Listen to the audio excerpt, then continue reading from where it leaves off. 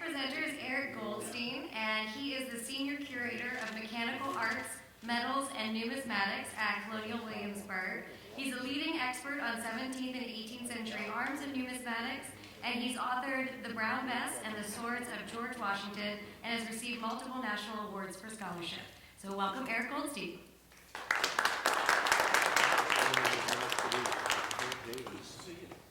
Wow, it made me sound better than, I think she patted my resume a little bit.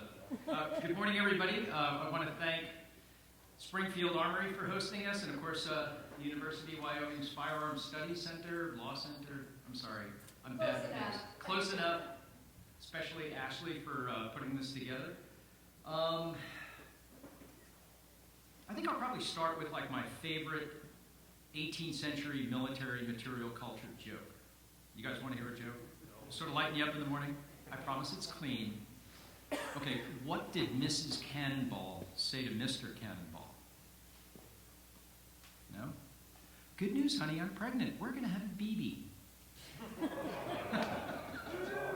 Isn't that horrible? Okay, I promise no more jokes. So, as a curator, I am an old stuff guy. I can't call myself an academic. I can't call myself a historian. But I spend my life crawling into the actual objects used in America's colonial period, largely from the late 17th century through the end of the 18th century. And one area that's been near and dear to my heart since I was a little boy is the American Revolution. So what I'm basically going to do today, and I'm going to assume most of you folks out here are not firearms experts specializing in the material culture of the Revolutionary War. So what I've got for you today is a primer on Revolutionary War firearms. Does that sound like a good topic? I think it's a pretty good topic. Yes, thank you from the back. So, we're going to look at what I like to call the real fighting stuff, which are, sorts of arms that we can prove one way or another were actually used in the American Revolution. So that includes muskets and bayonets, which are the primary small arm carried by soldiers fighting on both sides during the conflict. Fowlers, which are going to represent the personal, not necessarily military firearms carried by many militiamen at the beginning of the war, and certainly Fowlers were carried throughout the war by militia. To a very small extent, we're going to look at rifles, because rifles didn't really play that big of a part in the war. They were certainly present on all sides, but they weren't really the main shoulder arm of the war. And to an even lesser extent, we're going to talk about pistols, because pistols don't play much of a part in 18th century combat. So we're at a point now with arms scholarship where we're starting to get into the good stuff. We're starting to get great research. And if I look back on, my life and how I learned about these arms, I realized that so many of the books that I basically, was weaned on are kind of a little bit obsolete. But during their day when they were published, they were darn good. So I like to think of it as, we've gone from a tremendous amount of hoopla and horse feathers to some really good stuff over the last 50 years. If you look at this famous painting, this is Howard Pyle's Battle of Bunker Hill. From a material culture point of view, it's terrible. These soldiers are wearing, I don't know, I would guess Crimean War-looking uniforms with Civil War backpacks, but what Pyle was doing was giving the impression of what the British charge up Bunker Hill looked like in 1775. So it's a very valuable, evocative mood piece, but it's not something that should be studied for material culture. And then we really kind of move forward to the 1950s, where we have Harold Peterson's Arms and Armor in Colonial America, which was based on primary source documents and a little bit of archaeology.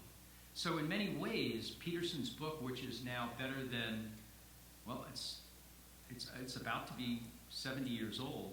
Peterson's book is still relevant. It's still useful. I still pull it off the shelves.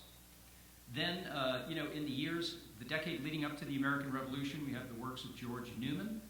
and Warren Moore that put out a whole spectrum of these are the guns that we believe are the Revolutionary War guns and the Revolutionary War swords and bayonets and yada yada.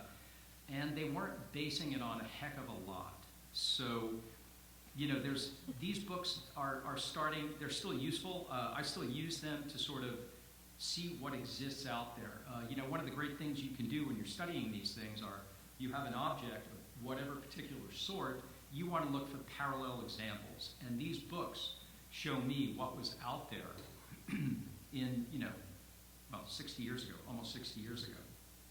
So these books, you know, were tremendous. And, you know, I don't mean to denigrate the works of these earlier scholars, but, you know, we certainly stand on their shoulders. The one thing that they didn't do that we can do now is really focus very strongly on primary source evidence. How we know what we know. How do you know a particular arms type was actually used in the Revolution?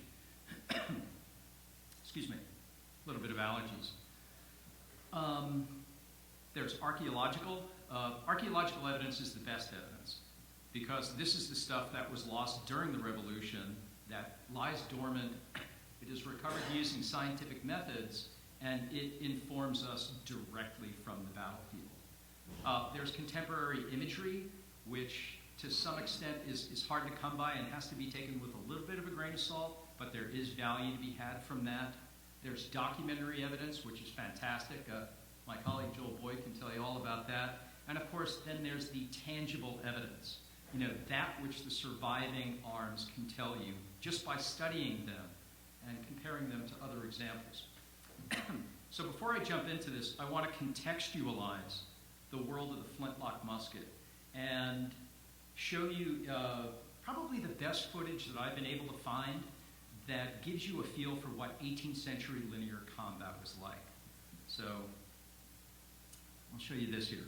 Runs for 30 seconds, and if you want to see it again, I'll replay it.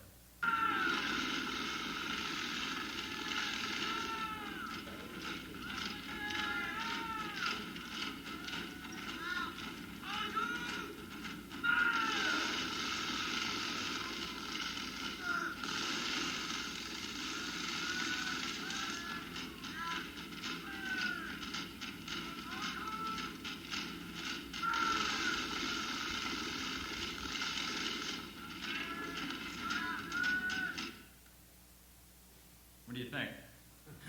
Who wants to do that? That's what the musket is designed for. Of course you want it. You must be a reenactor, huh? You do it on the weekends? Are we good with that? Do we want to see that again, or? No? Okay. Let's keep moving. So I'm going to start with the long arms. We're going to go in order of, you know, my little slide that showed the real fighting stuff, and we're going to go to the loveliest firearm ever created, the Brown Bess.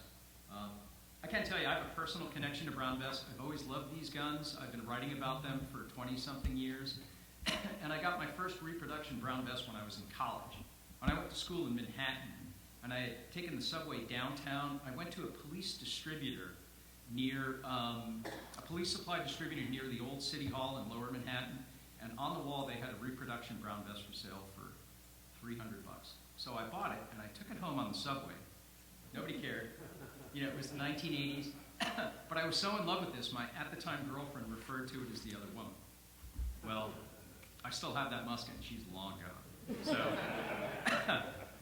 So the term Brown Bess was applied to the standard soldier's musket from the middle part of the 18th century up through the middle part of the 19th century. Brown probably having to do with the fact that it had a brown wood stock, and Bess is just the girl's name. So it's a typical British way of giving something an affectionate nickname. And by the time of the Revolution, you know, the term, you would refer to somebody who was missing as he married Brown Bess, or he ran off with Brown Bess, was just sort of British slang for he joined the British Army. So up on screen here, we've got the earlier style Brown Bess musket. This is a long-land musket. It's got a 46-inch barrel. The bore is somewhere between 76 and 80 caliber. Many textbooks that you see discussing the Brown Bess will repeat a mistake, which started started coming into play in the 1950s with Howard Blackmore's work, there are no 75 caliber Brown Besses. They're all. Oh, maybe you're stealing my time. Okay. But don't always take everything you see in a textbook for granted. Get a bore gauge. Look at a few guns, you'll see. I don't want to get too much ahead of it. But, the earliest Brown Besses, the top gun up there is a pattern 1730. This is the first standard issue British military firearm. And even though the term 1730 or pattern 1730 is a modern scholar's or collector's term, it accurately describes when this musket came into fruition, and it represents the best of specialized manufacture that the British Board of Ordnance can come up with. So instead of having one guy make the gun or one firm make the gun, a bunch of specialist firms make various components, all to the highest standards, that were collected together and set out and sent out as gun kits to be put together to the highest standards. So what the British Army was doing at this point, because they had a system of proprietary colonelship, is coming up with something that was approaching real standardization and not quite interchangeability, but they were thinking in that direction. So these muskets up on screen are wooden rammered muskets. I think they're absolutely magnificent marriages of the finest walnut, beautiful brass, gleaming steel and iron. Aren't they just gorgeous? I think so. No? Who thinks that Brown Besses is just a wonderful thing? I think so too. You can learn a lot about military history from looking at these things. So these are the types up on screen that were sent over in reasonably large numbers, maybe a little bit north of 10,000, to the various American colonies to fight the French and Indian War. So these were here in good numbers. And a lot of these early muskets remained around in the colonies at the outset. So if you had a Brown Bess musket in Lexington, Massachusetts in April of 1775. Oh, okay. Normally I'm too loud. I'm going to turn it down. Oh, okay. All right. Okay, where was I?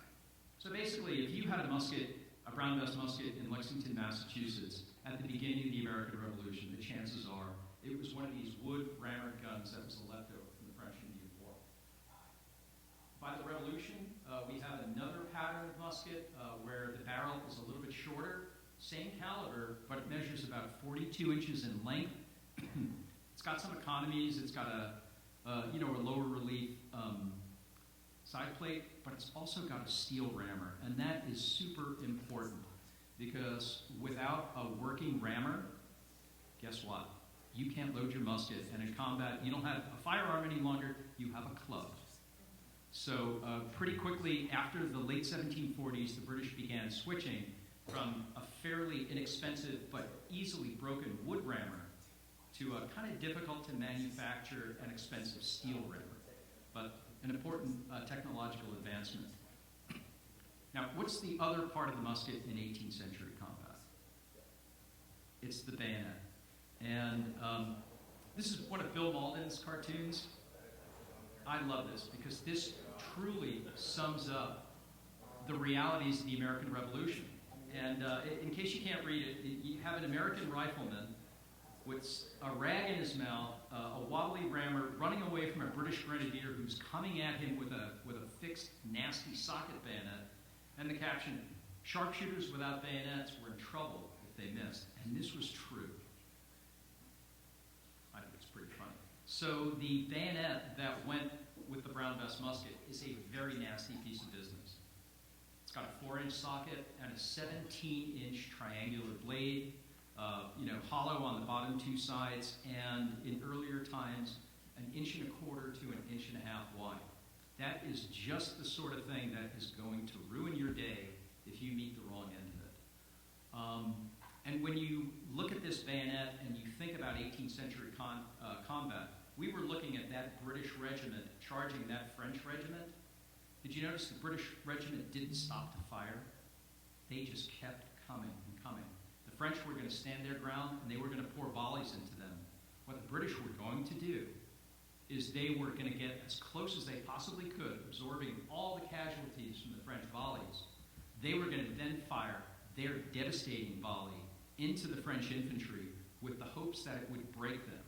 And once they broke ranks, the British would charge in with these bayonets and just shish kebab them the kingdom come.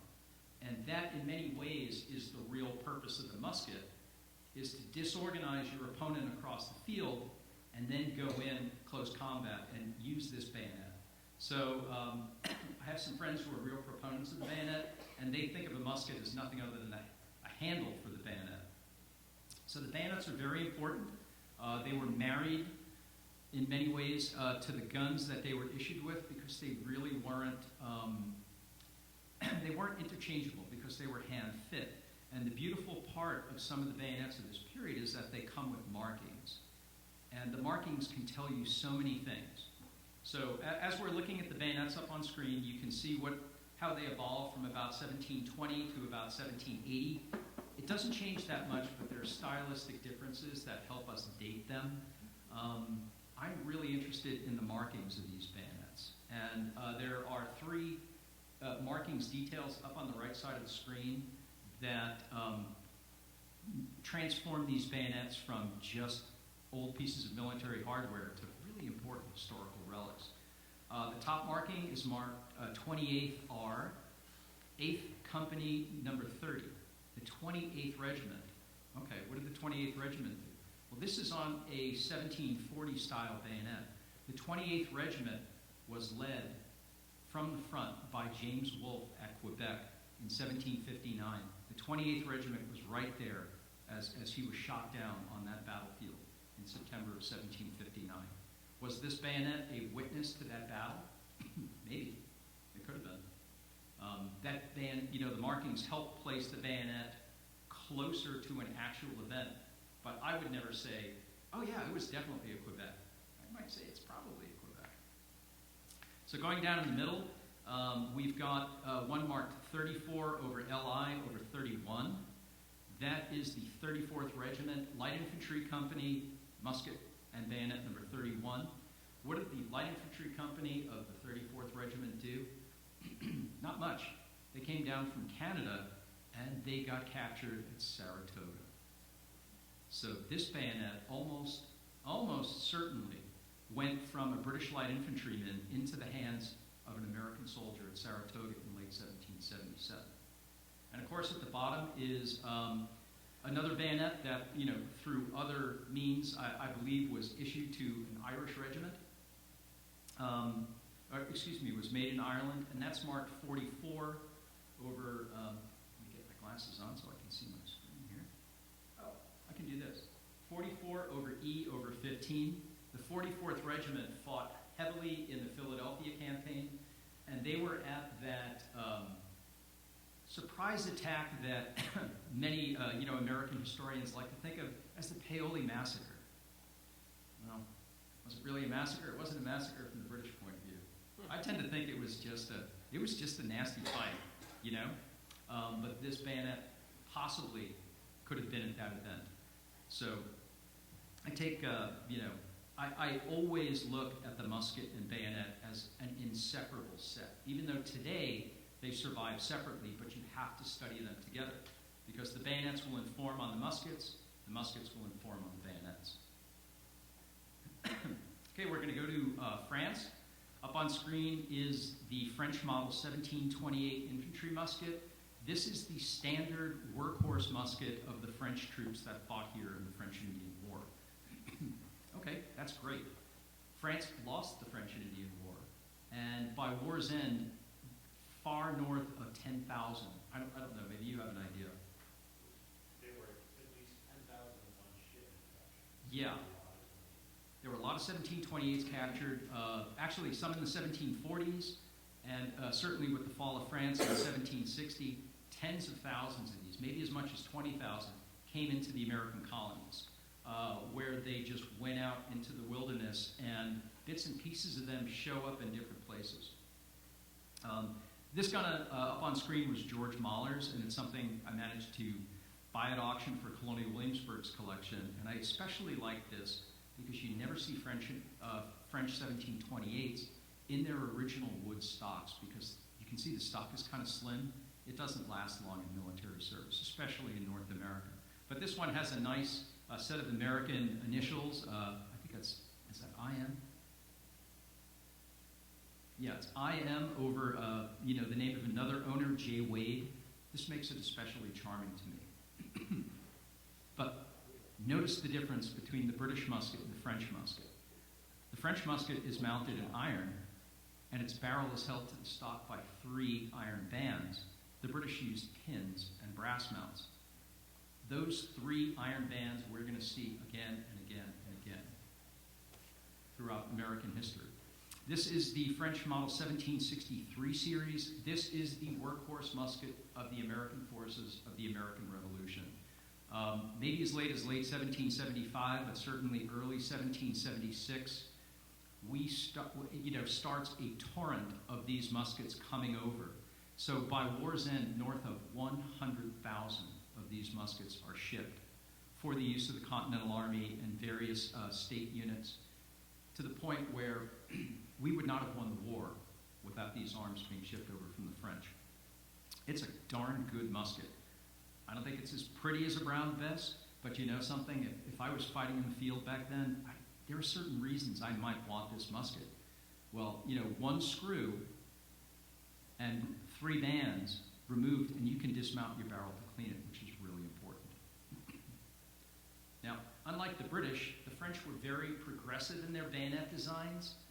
Their early 18th century, the French really invented the socket bayonet, I should say, in the late 17th century, and they were always looking for a better way of making sure that bayonet stayed on the musket. Because when you're in, the thick of hand-to-hand fighting, and you need to defend yourself, maybe parry a blow or inflict a deadly blow to somebody who's trying to kill you, you want to make sure you have your bayonet firmly affixed to the gun. So the French didn't give up on it. Every few years, a new model came out, and I'll draw your attention to the lower right, the model 1769 to 71. These bayonets were numerous. 3 or 4 different sorts of bayonets were included with the more than 100,000 French muskets that were shipped over in the Revolution, but that's got a little twisty locking ring on the side. So they were thinking in a smart way. 1774 came with another variant that had a ring at the back of the socket that engaged with a stupid little spring clip that projected from the end of the musket stock. That didn't work. It was very quickly superseded by the model 1777, which I don't think was used by Continental forces, but it very likely was used by the French forces that fought here on the Rochambeau. And if you look at the model 1777 socket, to the right of it, you see the standard U.S. socket bayonet as made in this very place between if you look at this piece from the 1870s through 1880s, it's essentially the same.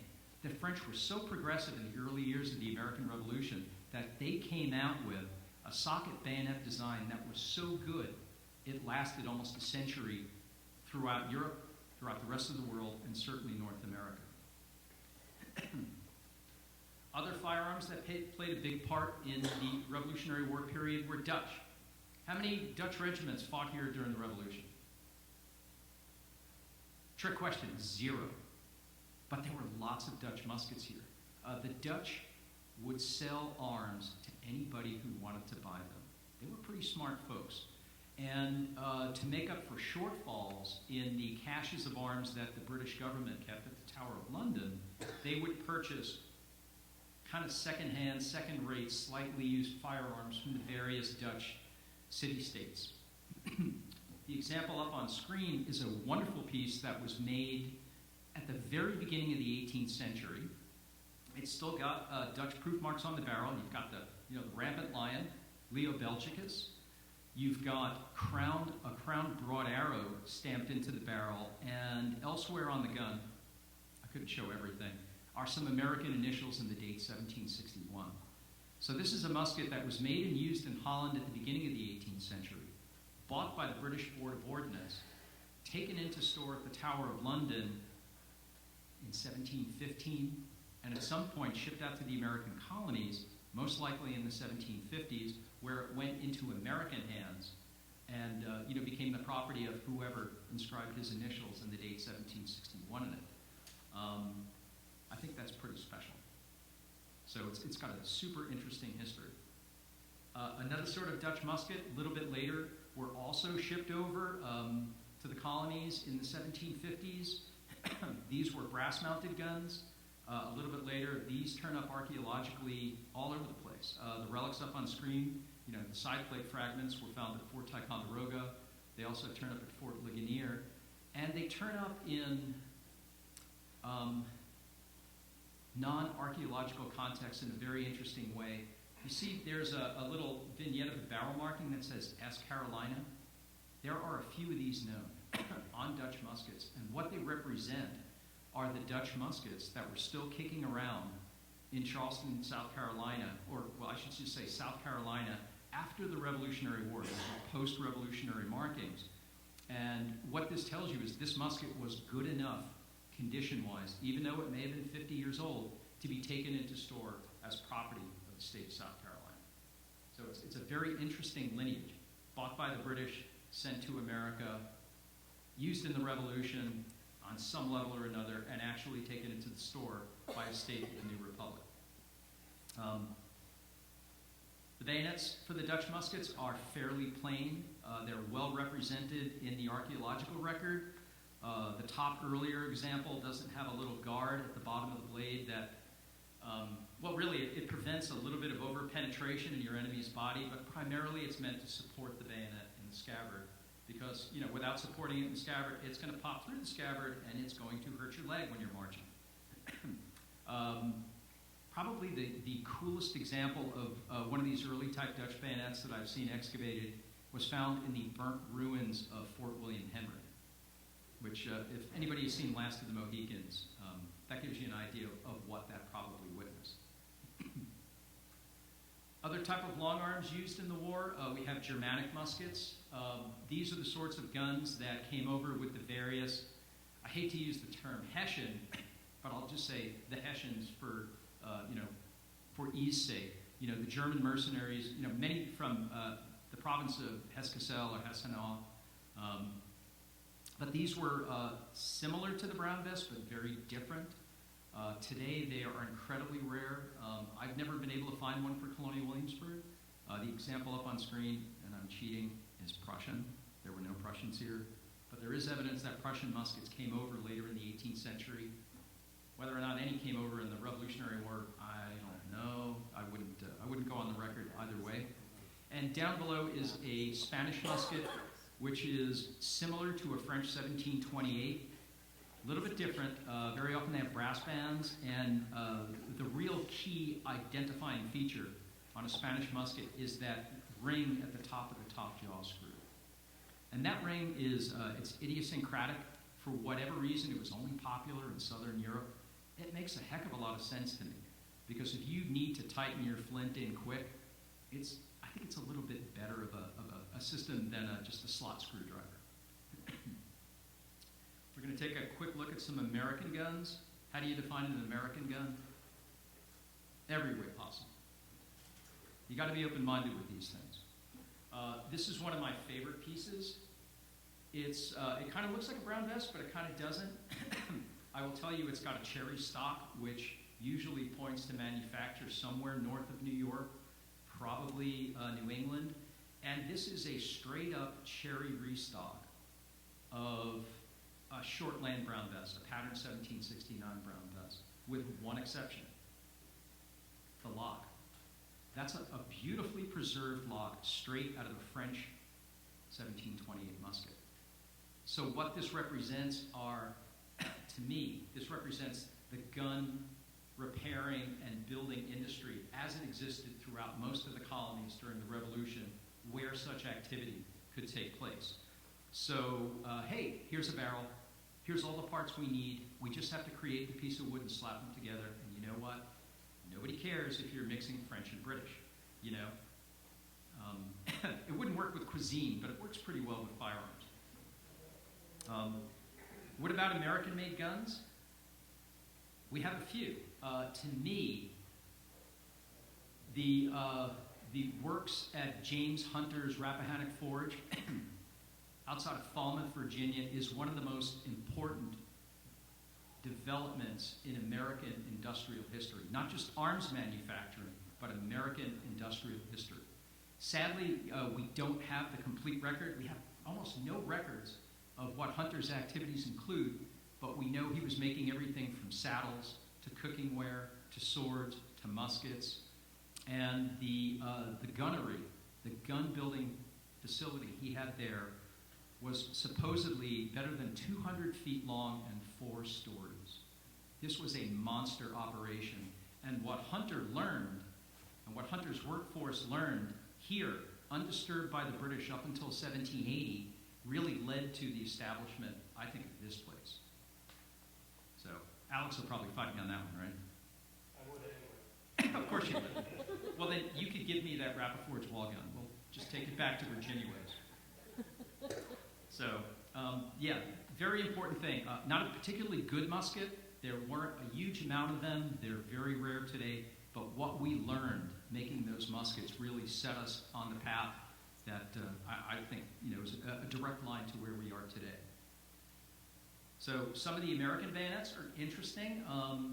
There's not a heck of a lot of bayonet manufacture going on in the colonies, and there is some during the Revolutionary War, but most of the arms that I see, or the American marked bayonets, tend to be French bayonets. Up on screen are 2 Model 1763 bayonets that carry the U.S. marking, identifying them as Continental Army property.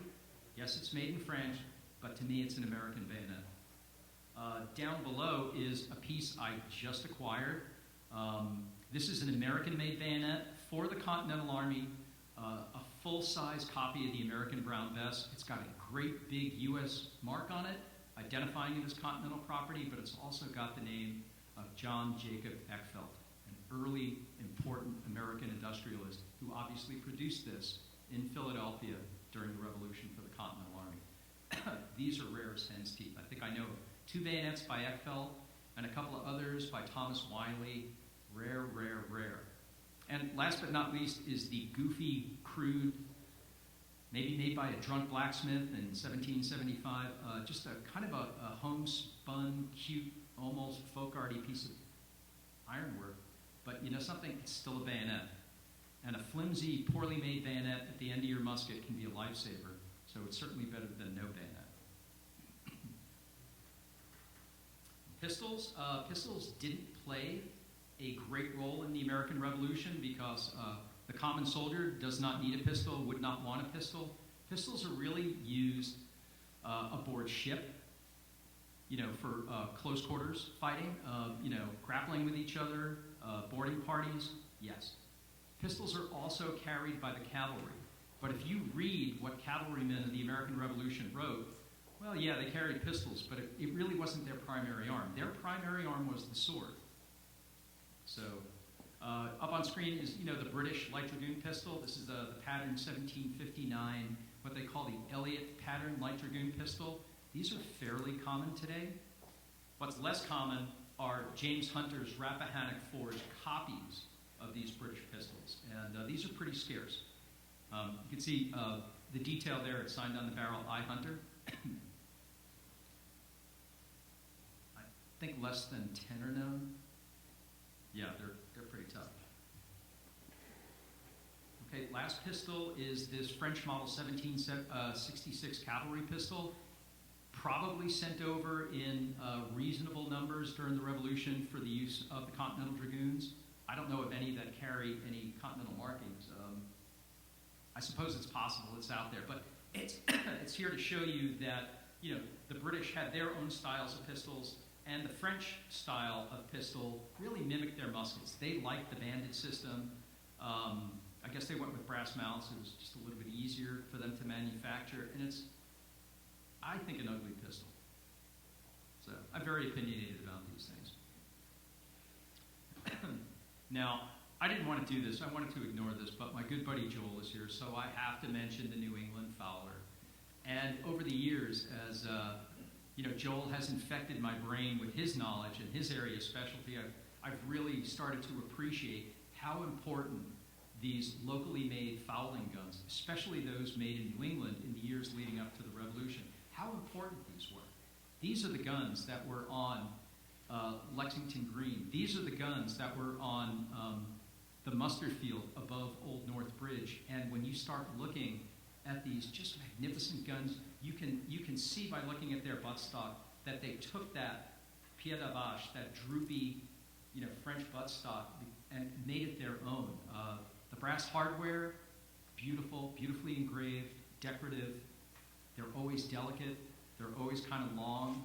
You're going to see a reproduction of one later, an exquisitely crafted reproduction of one of these things. But these guns, even though they're technically made for putting food on the table, they could be used in a military application. And what's the difference in the 18th century between a fowling gun, a hunting gun, and a military gun? About 2 minutes? Yeah. Basically, if you can put a bayonet on it, you can alter a fowler to mount a socket bayonet. And if you want to go a little bit further, you can also alter it to mount the sling swivel. And guess what? You've got yourself a military firearm. The wonderful thing about these fowlers are so many of them survive where they have been altered to accept a socket bayonet, like you can see up here on screen. And if you look towards the end, you can see the stock ends a little bit short of the muzzle. That's the provision for the socket bayonet. Other type guns are commercial trade guns. This piece up on screen was specifically made for trade to Native American people, probably a little bit before the French and Indian War. And I think this may be the only surviving musket of this sort with a 3-screw lock and its original painted decoration on the buttstock. This is a special thing because it should not survive. Look how frail it is. Yes, Indians wanted very light, sleek guns. And you know something? Loyalties were a little bit wiggly back then. So you necessarily want to arm one day's ally who could be the next day's adversary with a good firearm? No. So they made these things very, very light, very, very weak, and you could see they would break very easily. The wrist of that musket is about as thick as a roll of quarters. Win-win. You don't have a well-armed potential adversary. At the same time, when that musket breaks, the original customer of that musket is going to come back and you're going to do some more business.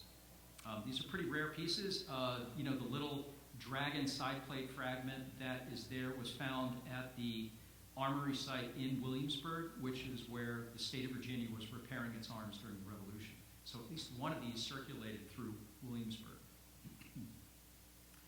I'm not much of a rifle fan, but I got to show you this one. This is a bona fide Indian trade rifle. So this rifle was made by Wilson in London in the late 1770s to early 1780s, specifically for native allies of the British cause.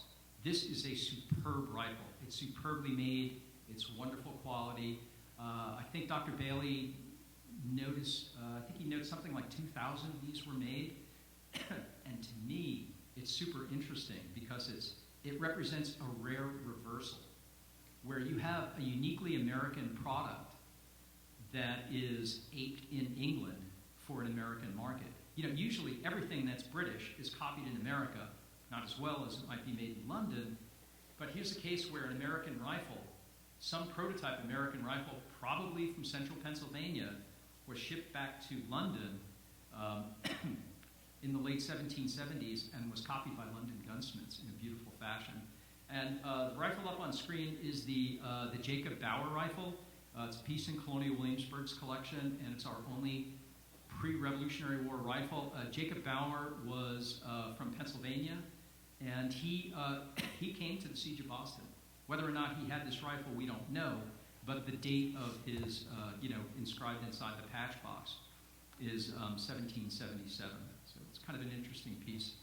I'd love to be able to place it here at the Siege of Boston because then I could torture Joel with it. So, yes, the rifle did play a small role in the American Revolution, but I cringe every time somebody thinks or somebody says, well, why were those Brits just standing out there in the middle of the field wearing their bright red coats and we could just pick them off from behind rocks with our rifles?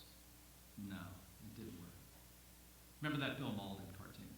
So that is a breakneck speed primer on Revolutionary War firearms and associated bayonets. I thank you very much for indulging me, and I am happy to answer any questions. Sir? Is there much different in the socket bayonets for short lane patterns and the India patterns? I would say yes, but I'm a bayonet dork. Realistically, no.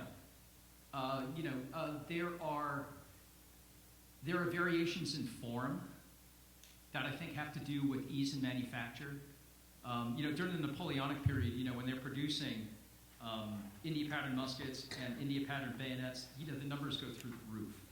They're ordering hundreds of thousands of bayonets, and they just take some expediencies. But at the same time, I think as the Industrial Revolution is gaining speed in Britain, they're getting better at producing them. But technically, from a soldier of 1790's point of view, they'd be identical. To a bayonet collector, oh no, they're apples and oranges. So, with an analysis of the number/number engraved on the socket of the bayonet, could you rule it out? Not American Revolution, more likely Napoleonic War? you can. By the time you get to the Napoleonic Wars, a lot of times these markings are being stamped into sockets. There were some clues, but normally I take the two side by side. Like, the first thing I do is try to get an idea for when the bayonet was made. Then I worry about the markings. If it's something I believe to be a Revolutionary War vintage bayonet, then yeah, I hone in on those markings quick. But company and weapon number, supposed rack numbers, those are fairly common. Full regimental markings where you get the three-line fraction, for lack of a better term, where you have regimental, company, and weapon number. Those are far more scarce. I guess because it took more time to engrave. Thank you. Oh, thank you. Ma'am? I'm a real novice to this, so this is probably the novice question. I was really struck by the long life in this company. It's a very long shelf life. In reality, they probably didn't. I believe. Huh? Oh, the question is, what the life expectancy was of a military musket in the period, and the British Army expected a musket to last about 11 years.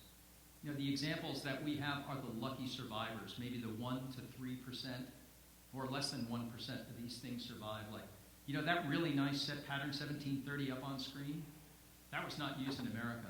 By 1760, that was on a wall in a British mansion, and it stayed there until 1950. So that's why it's in great shape.